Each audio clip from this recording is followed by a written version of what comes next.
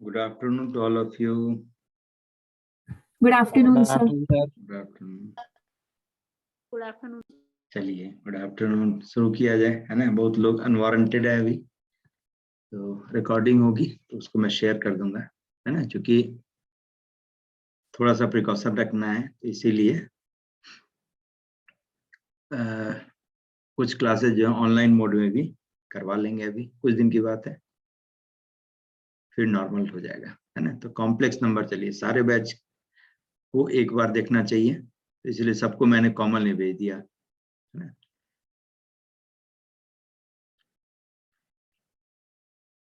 Complex number,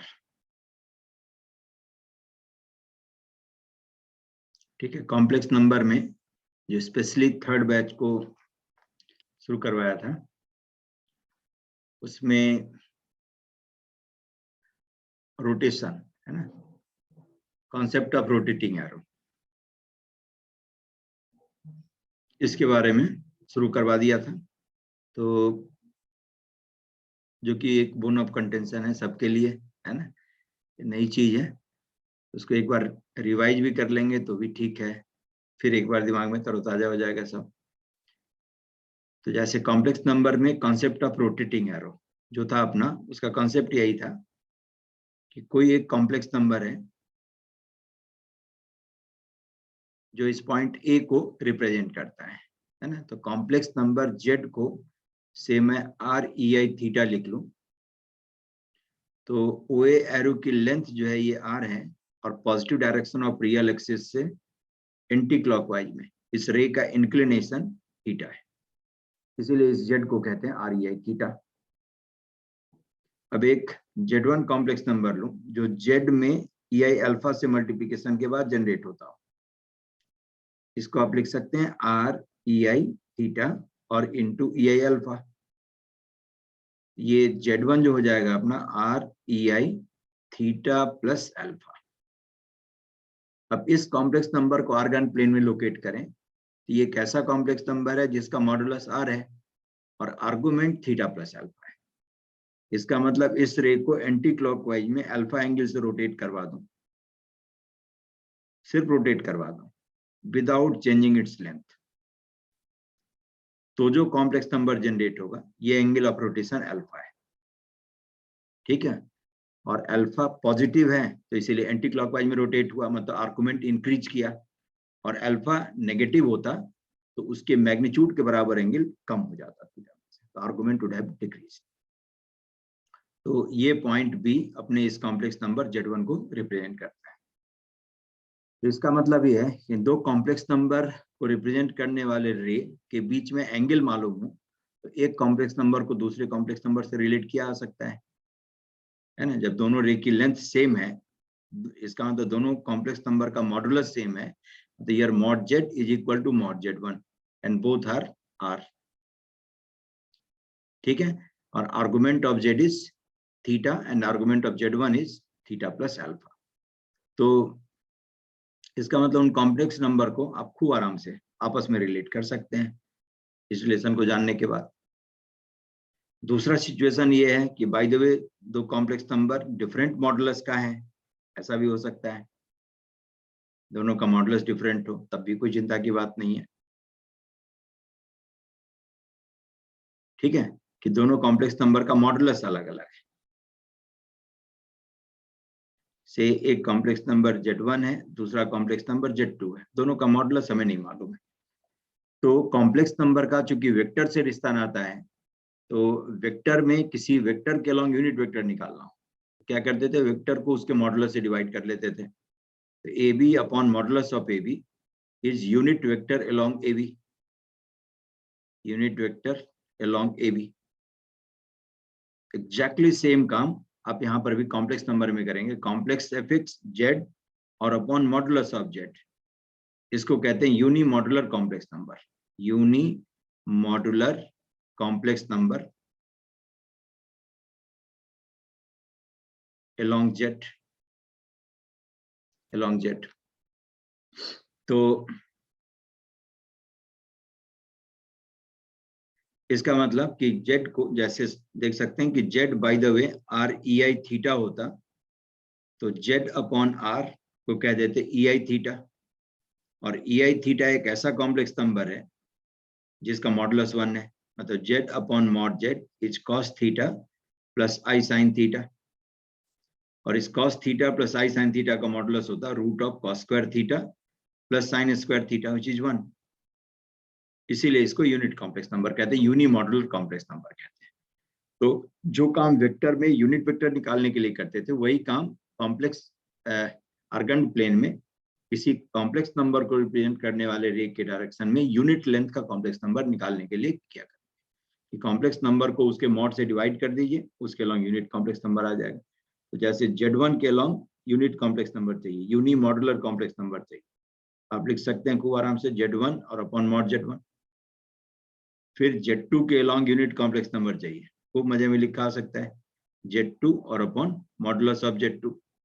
अब दोनों की लेंथ 1 1 है, इन दोनों के बीच में एंगल से अल्फा हो, तब एक कॉम्प्लेक्स नंबर को दूसरे से आप रिलेट कर सकते हैं।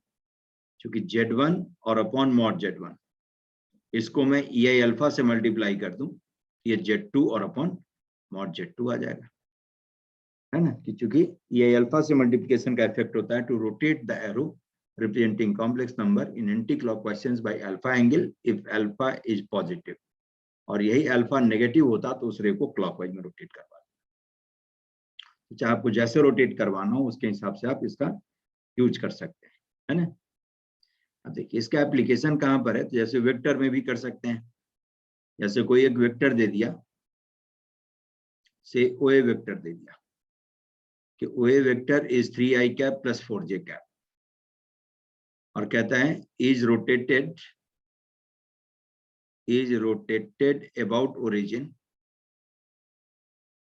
About origin O in anti-clockwise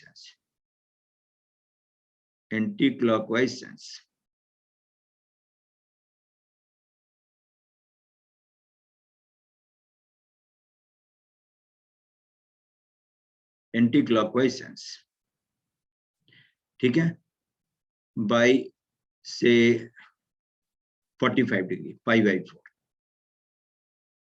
to get OB. तो कह रहा फाइंड ओबी वेक्टर।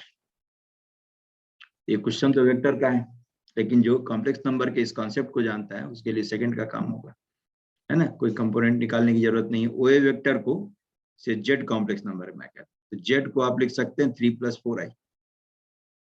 जो एक्स कंपोनेंट है उसको रियल पार्ट, वाई कंपोनेंट है उसको इमेजिनरी पार्ट लेकर कॉम्प्लेक्स नंबर निकाल लीजिए। तो Z1 जो Yes, sir. कॉम्प्लेक्स नंबर है, जो ओबी एरो से रिप्रेजेंट करने वाले वेक्टर को रिप्रेजेंट करेगा, उसको लिखा जा सकता है Z मतलब 3 + 4i और into EI pi by 4, EI 45। Anti clockwise में 45 से रोटेट हो जाएगा, यही क्लॉकवाइज में रोटेट होता है तो E - I 45 से मल्टीप्लाई कर लेते। तो 3 + 4i या I4 और times cos 45 plus iota sin 45। Yes, sir. आगे इसको आप लिख सकते हैं 3 + 4i और into 1/√2 plus Plus iota iota 1/√2. हो गया। 1/√2 को बाहर करिए, 3 + 4i और इंटू 1 + i। इसको सॉल्व कर लेंगे। 1/√2 और ये हो गया 3 और -4 तो -1 और 4i + 3i 7i हो गया। ये हो गया -1/√2 प्लस आयोटा 7/√2। अब ओबी वेक्टर इससे लिखना हो तो आराम से लिख सकते हैं -1/√2 i cap I cap plus 7/√2 j cap. ये यूज ऑफ वेक्टर में कर सकते हैं वो आराम से, कोई कंपोनेंट Yes, लिखने sir. की जरूरत नहीं है। आराम से एक्स कंपोनेंट को रियल पार्ट की तरह, वाई कंपोनेंट को इमेजिनरी पार्ट की तरह लेकर के कॉम्प्लेक्स नंबर लिख लीजिए। तो जितने एंगल से एंटी क्लॉकवाइज में रोटेट करवाना हो उसके हिसाब से EI ऑफ एंगल या E - I of that angle से मल्टीप्लाई कर लेंगे, कॉम्प्लेक्स नंबर आ गया। फिर बैक उसको वेक्टर में चेंज कर। तो इस रोटेशन थ्योरम का यूज कॉम्प्लेक्स में तो है ही, साथ साथ वेक्टर में भी कर सकते हैं, और खास करके 2 डायमेंशनल वेक्टर में जहां कहीं वेक्टर दिक्कत करता है तो हम कॉम्प्लेक्स का यूज करते हैं, ठीक है। या कॉम्प्लेक्स दिक्कत करेगा तो वेक्टर का यूज कर लेंगे वेक्टर पढ़ने के बाद। दोनों एक दूसरे में यूज हो सकता है 2 डायमेंशनल वेक्टर के केस में,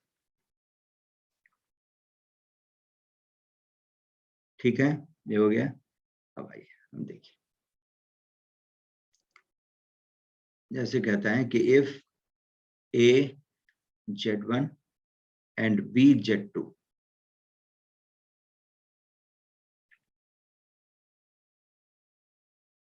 are 2 points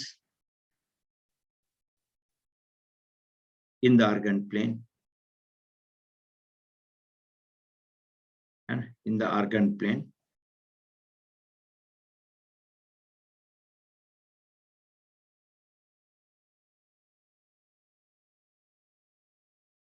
satisfying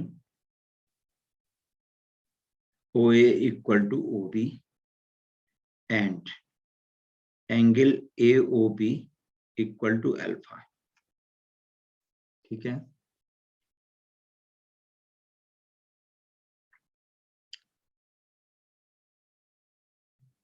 And Z1 and Z2 are roots of quadratic equation x square plus AX plus B equal to 0, ठीक है। तो कह रहे हैं कि then find lambda for which A square equal to lambda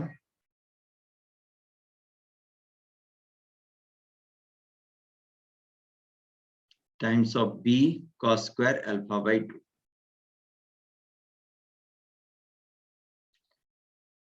ठीक है। A square equal to lambda times of B cos square alpha by 2,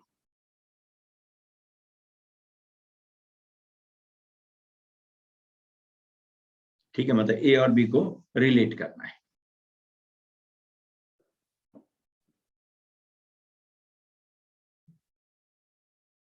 ठीक है। तो इसको करके देखिए जरा।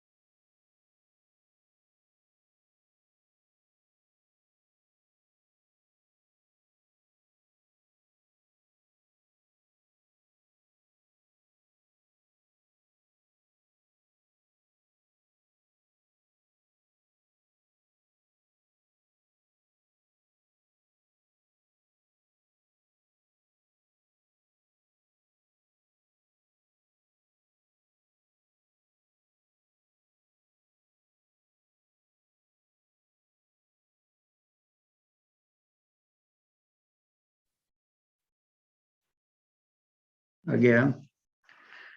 देखिए ये कहता है आपको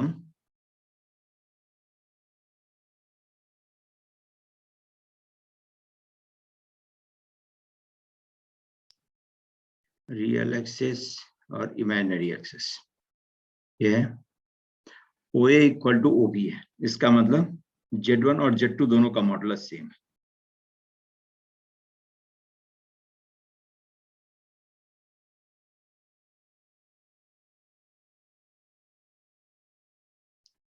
दोनों का मॉडुलस सेम है, दोनों के बीच में एंगल अल्फा है, ये है।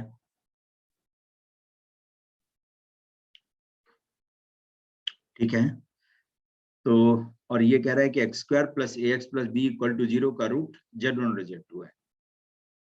तो Z1 + Z2 को आप लिख सकते हैं -A और Z1 × Z2 इज B। ठीक है, इस क्वाड्रेटिक इक्वेशन का दो रूट है, Z1 और Z2, जो आर्गन प्लेन में A और B को रिप्रेजेंट करता है। अभी आपके पास में आ गया, तो क्वाड्रेटिक का काम हो गया कि सम ऑफ रूट और प्रोडक्ट ऑफ रूट से A और B की वैल्यू आ गई। अब जरा देखिए, Z1 में EI अल्फा से मल्टीप्लाई करें तो Z2 आ जाएगा। यहाँ पर क्या करते हैं कि Z2 अपॉन Z1 ये लिख लीजिए, EI alpha, EI alpha, Z2 upon Z1 is EI alpha. अब इसका हमें यूज करना है, ये दोनों कंडीशन जो क्वाड्रेटिक से निकल के आई, इसका यूज करना है, ये दिमाग में चलते रहना चाहिए। तो Z2 अपॉन Z1 में दोनों साइड 1 ऐड कर दो, तो 1 + Z2 upon Z1 will be 1 + EI alpha. ठीक है, इसको आप लिख सकते हैं Z1 + Z2 और upon Z1 is 1 + EI alpha. अब चलिए अब जरा इसके बारे में बता देता हूँ, ये बहुत काम का एक्सप्रेशन है और बराबर काम आते रहता है। 1 + EI 2 थीटा को कहते हैं 1 + cos 2 theta plus iota sin 2 theta. तो 1 + cos 2 थीटा होता है 2 cos² थीटा और प्लस आयोटा sin 2 थीटा को हाफ एंगल में चेंज करें तो 2 sin थीटा cos थीटा। अब दोनों में से 2 cos थीटा कॉमन ले लीजिए, कॉमन ले लें तो cos theta plus I sin theta आ गया। इसे लिखा जा सकता है 2 cos थीटा और EI थीटा। ठीक है, तो अब लैम्डा की वैल्यू 4 कितना, हाँ लैम्डा की वैल्यू 4। 1 + EI अल्फा को अब 2 थीटा के जगह पर अल्फा है तो थीटा इज α/2, तो 2 cos α/2 और EI α/2 आ गया। बिल्कुल इसी तरह से 1 - EI 2 थीटा कहीं आए, ये दोनों बराबर काम आता रहता है। 1 - cos 2 theta minus iota sin 2 theta,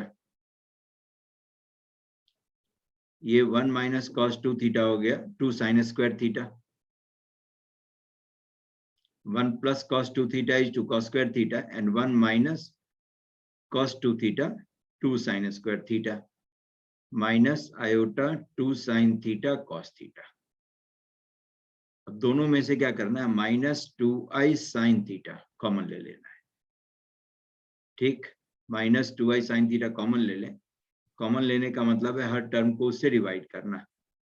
ये आ जाएगा -i sin theta, sorry +i sin theta। ठीक है,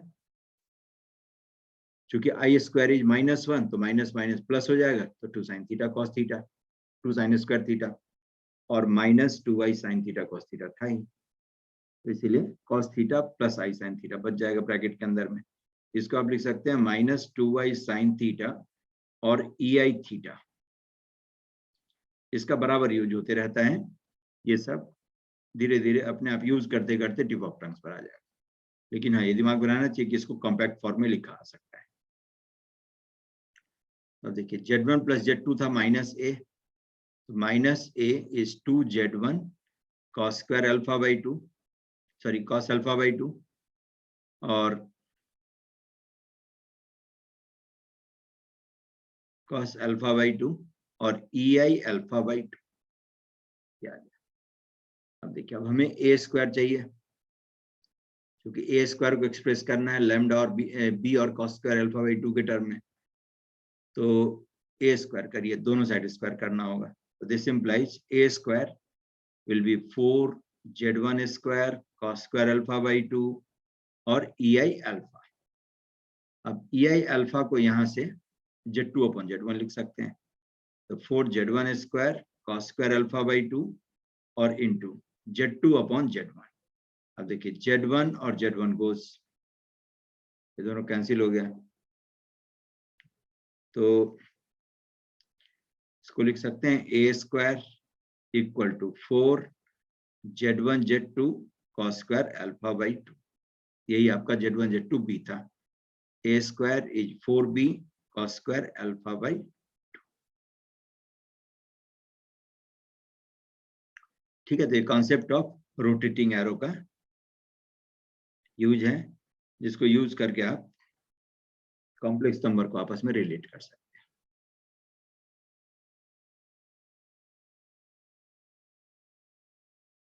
ठीक है, यस सर।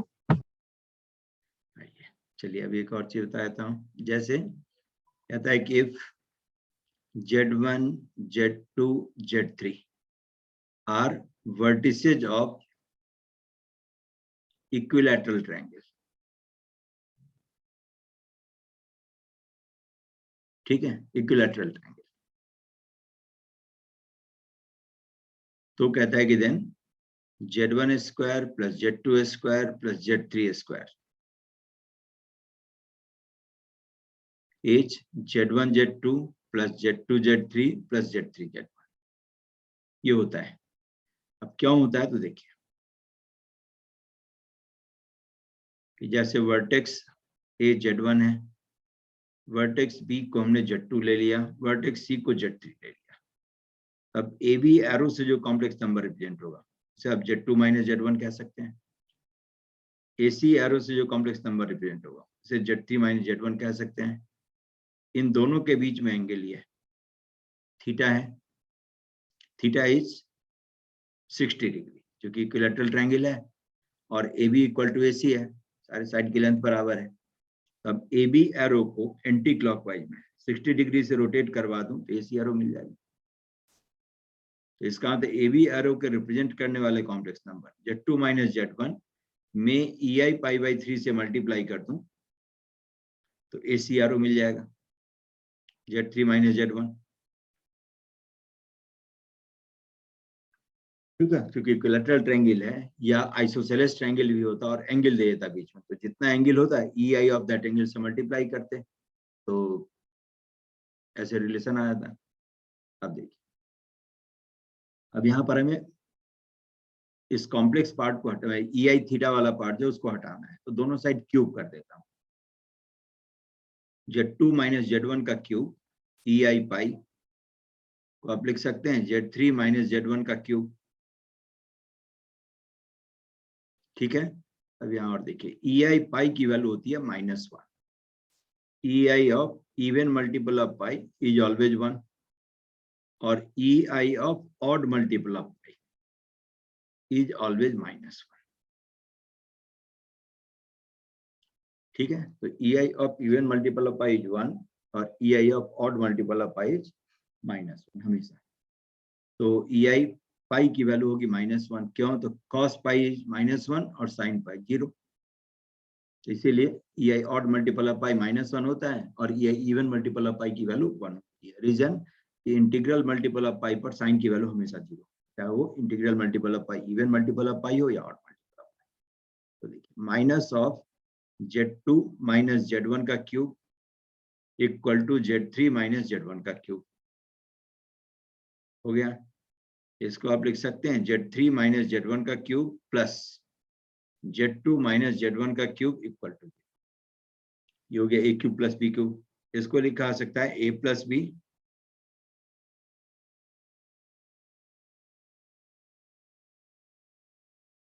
और into a square plus b square और minus of ab z3 minus z1 into z2 minus z1, ये होता ही है a cube plus b cube. Is A plus B और into A square plus B A square minus A B, और यही A cube minus B cube होता तो A minus B और into A square plus B A square plus ए। अब देखिए, अब दो फैक्टर का प्रोडक्ट जीरो है, आइदर फर्स्ट इज जीरो और सेकंड इज जीरो, तो Z3 plus Z2 minus 2Z1 first factor हुआ, और सेकंड फैक्टर इन सबको स्क्वायर कर दीजिए, Z3 square Z1 square minus of 2Z3 Z1, Z2 square Z1 square minus of 2Z1 Z2, और इधर में जिसके साथ माइनस है प्लस आ जाएगा, Z3 Z2 minus Z3 Z1 minus Z1 Z2 और plus Z1 square, this equal to 0। देखिए, एक Z1 स्क्वायर गया, ठीक है, माइनस प्लस Z1 Z2 और minus 2Z1 Z2, Z3 Z1, ये है आपका Z3 Z1 है ना, plus Z3 Z1 minus 2Z3, ये आ गया। तो therefore either first factor is 0, either Z3 plus Z2 is 2Z1 is 2Z1, मतलब कि Z1 is Z3 plus Z2 by 2। इसका मतलब क्या ज्योमेट्रिकली है कि Z1 is midpoint of line segment formed by joining Z3 and Z2, क्योंकि हर complex number किसी argon plane में किसी न किसी पॉइंट को रिप्रेजेंट करता है, तो Z2 भी किसी पॉइंट को रिप्रेजेंट करता होगा, Z3 भी किसी पॉइंट को रिप्रेजेंट करता होगा, और दोनों को ज्वाइंट करने वाले लाइन सेगमेंट के मिड पॉइंट का जो कॉम्प्लेक्स है फिक्स है Z1 है, तब तो ट्रायंगल बन ही नहीं सकता, है ना। इसका मतलब है Z1 is mid point of line joining Z2 and Z3, ठीक है, which is not possible because they are to be vertices of equilateral triangle, which is impossible, ये हो ही नहीं सकता ट्रायंगल के रहते हुए, है ना। तो therefore second factor is 0 और second factor is 0, यही पॉसिबल होगा चूंकि दो का प्रोडक्ट तो 0 है। अब देखिए, सबको असेंबल करें, Z1 square plus Z2 square plus Z3 square और minus of Z1 Z2 minus Z2 Z3 minus Z3 Z1 equal to 0। यही कंडीशन था कि Z1 Z2 Z3 ट्रायंगल का वर्टिसेज हो, रोटेशन थ्योरम से आ गया, है ना। अब देखिए, अब इसी को, अब ये एक्सप्रेशन बहुत प्यारा सा एक्सप्रेशन है ना, इसको क्या करते हैं 2 से मल्टीप्लाई करते हैं, तो 2Z1 square plus 2Z2 square plus 2Z3 square, और ये भी बराबर मिलते रहेगा आपको, Z1 Z2 minus 2Z2 Z3 minus 2Z3 Z1 equal to 0। Sir half of Z1 minus Z2 इन सबका स्क्वायर का हाफ हो जाता है। हाँ, एक्सप्रेशन होता तो 2 से मल्टीप्लाई करके 2 से डिवाइड कर लेते, और ये इक्वेशन है, राइट साइड में 0 है तो 2 से मल्टीप्लाई करिए, छोड़ दीजिए, वरना 2 से मल्टीप्लाई करके और हाफ लिख लेते। हाँ, डिवाइड भी कर, हाँ सर समझ गए। ये स्क्वायर के सम के फॉर्म में लिखा आ सकता है, ये आसान सा तरीका है मेमोराइज करने का। तो Z1 Z2 Z3 जब वर्टिसेज ऑफ इक्विलैटरल ट्रायंगल हो तो Z1 माइनस Z2 का square plus Z2 minus Z3 का square plus Z3 minus Z1 का स्क्वायर मस्ट बी 0, ये हमेशा 0। समझ गए। अब देखिए, अब इसी में से किसी एक को मैं ओरिजिन ले लूं कि इफ Z3 इज 0 देन तब क्या होगा, Z3 को 0 कर दिए, इसी में करिए ऊपर वाले में, तो Z1 square plus Z2 square minus Z1 Z2 equal to 0, this implies Z1 upon Z2 plus Z2 upon Z1 equal to 1। आ गया। अब देखिए, अब ये जैसे उल्टा पूछते, अभी तो ये हमारे पास डेटा है कि इक्विलैटरल ट्रायंगल का वर्टिसेज जो, उसके लिए कंडीशन क्या है, उसमें Z3 इक्वल टू हमने 0 डाल दिया। अब उल्टा कहीं मान लीजिए कहता है कि if Z1 upon Z2 plus Z2 upon Z1 is 1, then origin Z1 and Z2 are vertices of right angle triangle, origin Z1 Z2 are vertices of scalene triangle, origin Z1 Z2 are vertices of equilateral triangle। equilateral triangle होगा जो किसी third vertex, वो Z3 जो था वो origin हो गया, 0 हो गया, है ना। तो इसका मतलब if origin Z1 Z2 are vertices of equilateral triangle, vertices of equilateral triangle, then Z1 upon Z2 plus Z2 upon Z1 must be.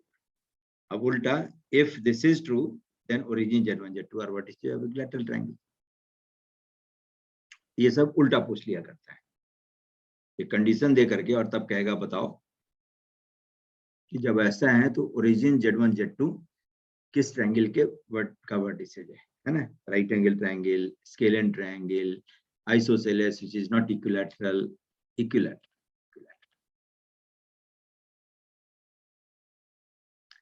Rotatory axis.